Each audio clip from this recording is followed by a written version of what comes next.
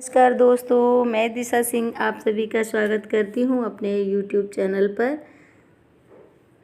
Happy Makar Sankranti. कैसे हैं आप सब? आशा करती हूँ कि अच्छे ही होंगे। और आज की वीडियो हमने बनाई है मकर संक्रांति के विषय में। तो मकर संक्रांति इस बार कब है 2021 को, और उसका शुभ मुहूर्त क्या है और कथा के विषय में हम बात करेंगे। तो आप हमारी वीडियो को लास्ट तक देखिएगा। बहुत ही अच्छी वीडियो है और बहुत ही मेहनत की है। तो अगर आपको मेरी वीडियो अच्छी लगे तो लाइक कीजिएगा, और अगर अभी तक आपने मेरे चैनल को सब्सक्राइब नहीं किया है तो कर लीजिएगा। साथ में दी गई बेल आइकन को ऑल पर क्लिक कर दीजिएगा ताकि मेरी आने वाली वीडियो की नोटिफिकेशन आपको आसानी से मिलती रहेगी। और फ्रेंड्स, आप मुझे फेसबुक और इंस्टाग्राम पे भी फॉलो कर दीजिएगा।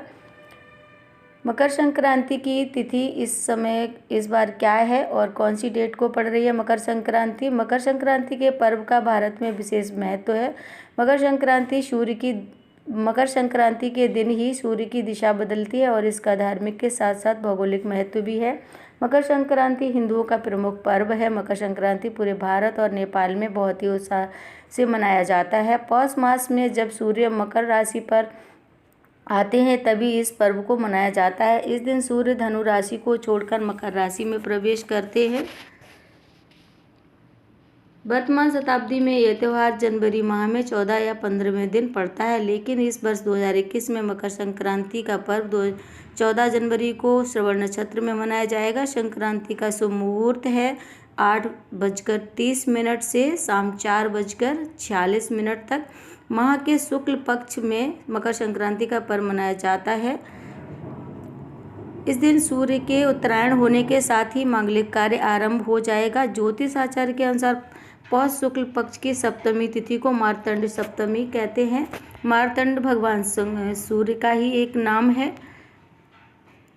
इस माह में लोहड़ी का पर्व भी बड़े उत्साह के साथ मनाने की परंपरा रही है। पौष मास में किए गए पुनीत कार्य का फल प्राप्त होता है। सूर्य को प्रसन्न करने के लिए उन्हें सूर्योदय के समय अर्घ्य देने के साथ ही आदित्य हृदय स्रोत का पाठ करने से आरोग्य की प्राप्ति होती है। अब जान लेते हैं मकर संक्रांति के महत्व एवं मान्यताओं के बारे में। तमिलनाडु में इसे पोंगल नामक उत्सव के रूप में मनाते हैं, जबकि कर्नाटक, केरल तथा आंध्र प्रदेश में इसे केवल संक्रांति ही कहते हैं। मकर संक्रांति पर्व को कहीं कहीं उत्तरायणी भी कहते हैं। यह एक भ्रांति है। उत्तरायण इसी दिन होता है, किंतु मकर संक्रांति उत्तरायण से भिन्न है, हिंदू धर्म भिन्न है, तो इसका ऐसे कोई वास्ता नहीं है। मकर संक्रांति के दिन पतंग उड़ाने का बहुत ही विशेष महत्व है। बहुत उत्साह से पतंग उड़ाने का आयोजन किया को उत्तरायण होना बहुत ही शुभ माना जाता है। इस दिन गंगा नदी या पवित्र जल में स्नान करने का विधान है। साथ ही इस दिन गरीबों को गर्म कपड़ों, अन्न का दान करना शुभ माना जाता है। संक्रांति के दिन तिल से निर्मित सामग्री ग्रहण करने से शुभ होता है। पौराणिक मान्यताओं के अनुसार असुरों पर भगवान विष्णु की विजय के तौर पर भी मकर संक्रांति का पर्व मनाया जाता है। इसी दिन मांगलिक कार्य शुरू हो जाते हैं। तो 14 जनवरी को जो मांगलिक कार्य शुरू हो रहे हैं वो तिथि है 14 जनवरी को दोपहर 2:05 से सूर्य मकर राशि में प्रवेश करेंगे। उसी के उत्तरायण होने के बाद खर मास का भी समापन होगा और मांगलिक कार्य आरंभ हो जाएगा। शास्त्रों के अनुसार उत्तरायण की अवधि को देवताओं का दिन और दक्षिणायन को देवताओं की रात्रि के तौर पर माना जाता है। इस दिन तिल का दान करने का अत्यधिक महत्व होता है। सूर्य के उत्तरायण होने से मनुष्य की कार्य क्षमता में वृद्धि होती है। भगवान सूर्य की उपासना करने से आयु व ओज में वृद्धि होने के साथ साथ स्वास्थ्य भी ठीक रहता है। सूर्य की उपासना का महत्व कई गुना बढ़ जाता है। तो आज अब आइए जान लेते हैं कि किन किन चीज़ों का हमें दान करना और उससे हमें क्या फल प्राप्त होता है। गरीब और असहाय लोगों को गर्म कपड़े का दान करने से पुण्य की प्राप्ति होती है। इस माघ माह में लाल और पीले रंग के वस्त्र धारण करने से भाग्य में वृद्धि होती है। माघ माह के रविवार के दिन तांबे के बर्तन में जल भरकर उसमें गुड़ लाल चंदन से सूर्य को अर्घ्य देने से पद और सम्मान में वृद्धि होती है। साथ ही शरीर में सकारात्मक शक्तियों का विकास होता है। साथ ही आध्यात्मिक शक्तियों का भी विकास होता है। तो पौराणिक कथाओं के अनुसार मैं जो कथा है वो सुना देती हूँ आपको। पुराणों में जो कथा वर्णित है उसके अनुसार मकर संक्रांति के दिन भगवान सूर्यदेव अपने पुत्र शनि से मिलने उनके घर जाते हैं। चूँकि शनि मकर राशि के देवता हैं, इसी कारण से उन्हें मकर संक्रांति कहा जाता है। इसके अलावा संक्रांति की कथा के विषय में महाभारत में भी वर्णन मिलता है। भारत में वर्णित कथा के अनुसार महाभारत युद्ध के महान योद्धा और कौरवों की सेना के सेनापति गंगापुत्र भीष्म पितामह को इच्छा मृत्यु का वरदान प्राप्त था।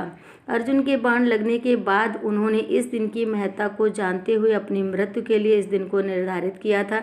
भीष्म जानते थे कि सूर्य दक्षिणायन होने पर व्यक्ति को मोक्ष प्राप्त नहीं होता है और उसे इस लोक में पुनः जन्म लेना पड़ता है। महाभारत के युद्ध के बाद जब सूर्य उत्तरायण हुए तभी भीष्म पितामह ने अपने प्राण त्याग दिए थे। संक्रांति की कथा जो है वो एक और है। इसमें दूसरी कथा, एक धार्मिक मान्यता के अनुसार संक्रांति के दिन ही माँ गंगा से अवतरित होकर राजा भगीरथ के पीछे पीछे कपिल मुनि के आश्रम से होती हुई गंगा सागर तक पहुँची थी। धरती पर अवतरित होने के बाद राजा भगीरथी ने गंगा के पावन जल से अपने पूर्वजों का तर्पण किया था।